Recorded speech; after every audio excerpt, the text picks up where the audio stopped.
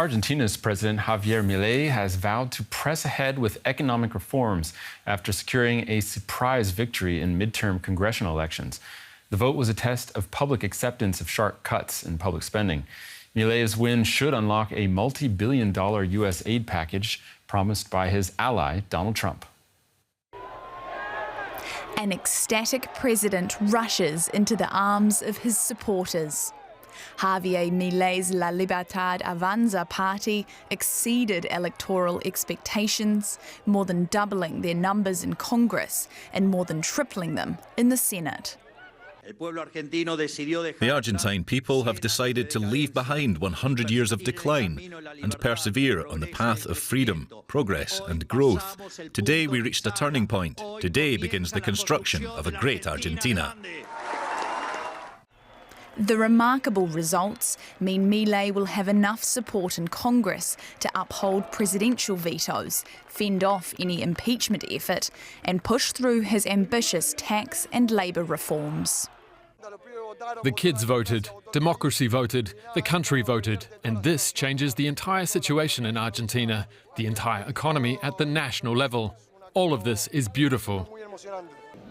Everything that's happening is bringing joy to people. Look at what the people of Argentina wanted. We wanted security. We wanted to change the Congress that's been the same for years while our children suffer. A massive US bailout package dangled another carrot for Argentine voters. President Trump signed a $20 billion currency swap to stabilise the temperamental peso, with the offer of the same amount again if his party won this election. Trump says his endorsement helped Milei win by such a large margin. I want to congratulate the victor, and he was a big victor, and he had a lot of help from us. 2 years into his economic overhaul, Milei has succeeded in reducing inflation from triple to double digits. But the associated austerity measures left many Argentines struggling to make ends meet. The opposition party said the government was mistaken for celebrating, and given historically poor voter turnout, say 6 out of 10 voters disagree with Argentina's economic direction. Matias Vernengo is an economics professor and the director of the Institute for Public Policy at Bucknell University. He joins us from Lewisburg in Pennsylvania. Welcome to the program. Thank you for having me. So Argentina's stocks, its currency, and its government bonds have soared after President Milei's surprising victory in the midterms, his party's victory. It's also boosted investor confidence in his economic reforms. How do you view this market reaction? It's to be expected in the short run for rallying of the market, so that's not surprising. The question is whether this is sustainable. The sustainability of this does not depend just on the feeble psychological expectations of investors. It depends on whether Argentina is capable to repay its debts that have been heavily increased by the funds that are being transferred by the IMF and the American government, and that depends ultimately on the ability to export and pay back investors. So whether this will be a success is still to be seen. I'm highly skeptical that it will be at the end. And Milei's approval rating had been slipping before elections. If you had turned on DW, you would have heard that it was unexpected that he would even get 35%, and yet he got 41%, or his party did. How would you explain that surprising victory in these elections? So his popularity was falling. I think this was if anything, it's a referendum on the fact that inflation did fall. And inflation fell fundamentally, although when he entered the government, he accelerated inflation. But then he held the exchange rate, and with that, he managed to stabilize the economy. Inflation did go, as it was said, from about 250 to something like 30% per year. Still very high, but that showed up in the electoral sort of results. I think that's what this was a referendum. His popularity was falling exactly because in the last 4 or 5 months, the exchange rate, again, sort of depreciated, and inflation went up a little bit. And I think it will go further up if he loses the exchange rate. And I think that and the harshness of the fiscal adjustment with the severe, increase in unemployment and poverty levels, it's what make him more unpopular. Still, his popularity was quite high, I should say, by historical standards of a president in the midterm elections. He wasn't at the lowest level in our since those polls are sort of taken. So he's a moderately popular. He had popularity of about, if I recall correctly, about 40%. And so I think the surprise is that with the crisis, everybody expected, and because Trump has had a negative impact on many elections, that he might lose. And he not only won, but he won in unexpected places, even in the province of Buenos Aires, which was highly unexpected.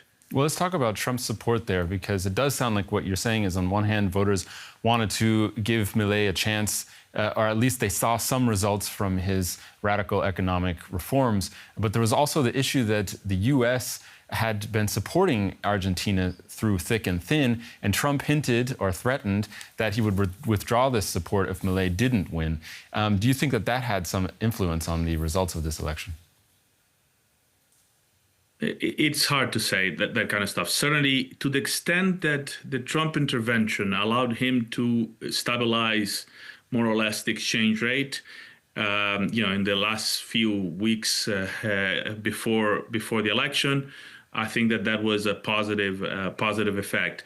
Whether that was counterbalanced by the fact that some people might have said, well, this is intervention in our economy, and that had a negative effect, it's hard to say. I think at the end of the day, what carried the day there was the relative stability. Again, 30% is not stability, certainly not by German standards, but compared to the recent history of Argentina, I think that's what led to this surprising victory. And yet there are disgruntled Argentinian voters who have been affected by the deep austerity that Milei has used to bring inflation down. What do you think opposition parties need to do if they want a chance of beating Milei in 2027? There's very little that they can do, I think, in terms of managing the economy and showing different results. They had plenty of opportunities. I should say Milei's policies are not new. They were tried in Argentina several times. The exact same policies, including with the same economic theme. His finance minister was the finance minister when Argentina went to the IMF in 2018 in a previous government. So with the exactly same policies as we have now.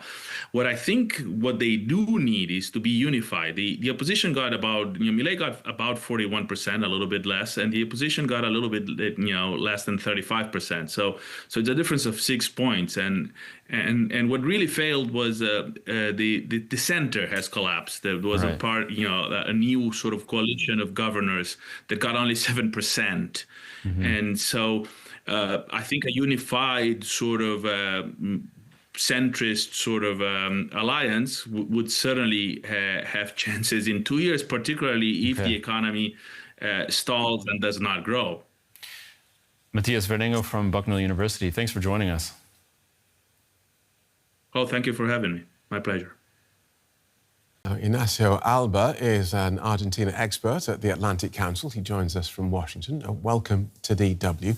Can we start with expectation? Because this was a president elected with a significant mandate to successfully reduce inflation from triple to single digits. So why is the victory of his candidates and allies being described by so many media as being against the odds?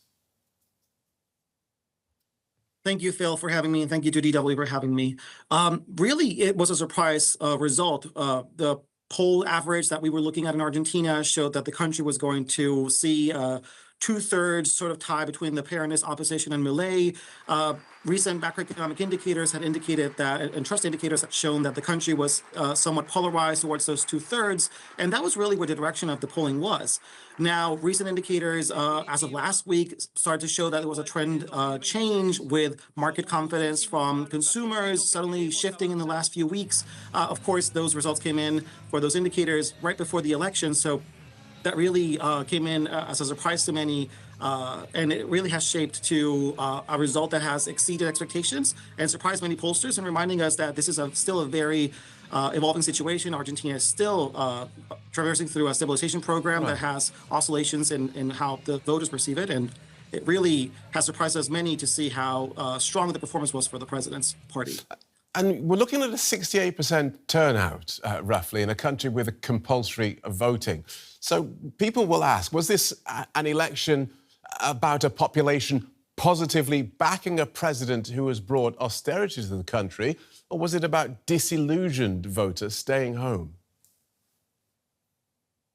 I believe there's a little of both, Phil. And if you look at the trend line of voting over the last few years, you will notice that Argentina has experienced a constant but slight deterioration in participation levels.